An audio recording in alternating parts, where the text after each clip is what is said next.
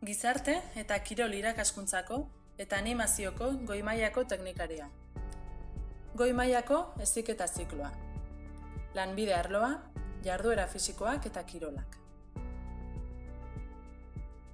Ikasiko dituzun lanbide moduluak. Aisialdiko eta denbora libreko jarduerak. Talde dinamizazioa.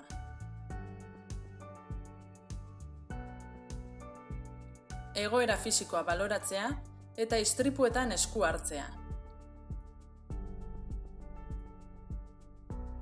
Gizarte eta kirol animazioa planifikatzea. Animazio turistikoko jolasak eta jolas jarduera fisikoak.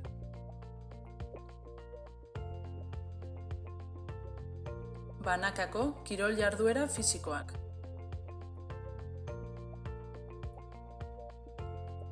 Taldeko kirol jarduera fisikoak.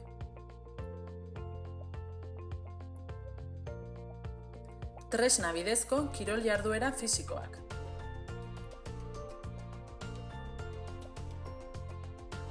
Gizarte inklusiorako kirol jarduera fisikoak. Kirol jarduera fisikoak irakasteko metodologia.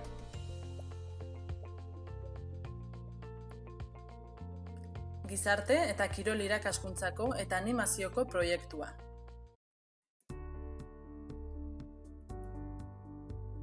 Ingeles teknikoa. Laneko prestakuntza eta orientabidea.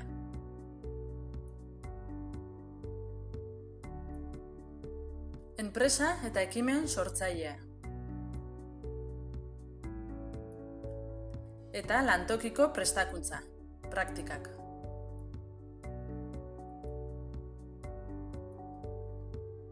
Honako lanbide hauetako bat izan dezakezu. Animatzailea, gorputz eta kirol ekintza eta jolas jardueretan, edo instalazio turistikoetan, gau-jaiak, ikuskizunak.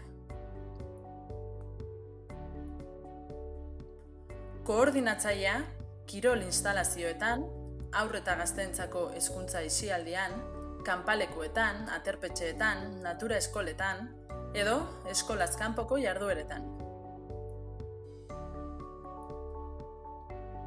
Zuzendaria, kanpamendu, gazte aterpetxe, baserri eskola eta abarretan. Kirol lehiaketa ez ofizialetako kronometratzaile, epaile eta arbitroa.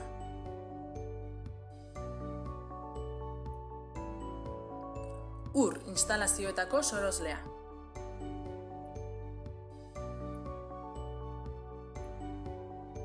Sartzeko baldintzak. Gutxienez, batxiller titulua edo lanbide heziketako teknikari edo goi teknikari titulua. Eta amaitzen duzunean, zein ikasketa egin dezakezu? Goi mailako beste zikloren bat, unibertsitate ikasketak, edo lanbide espezializazioko ikastaroak.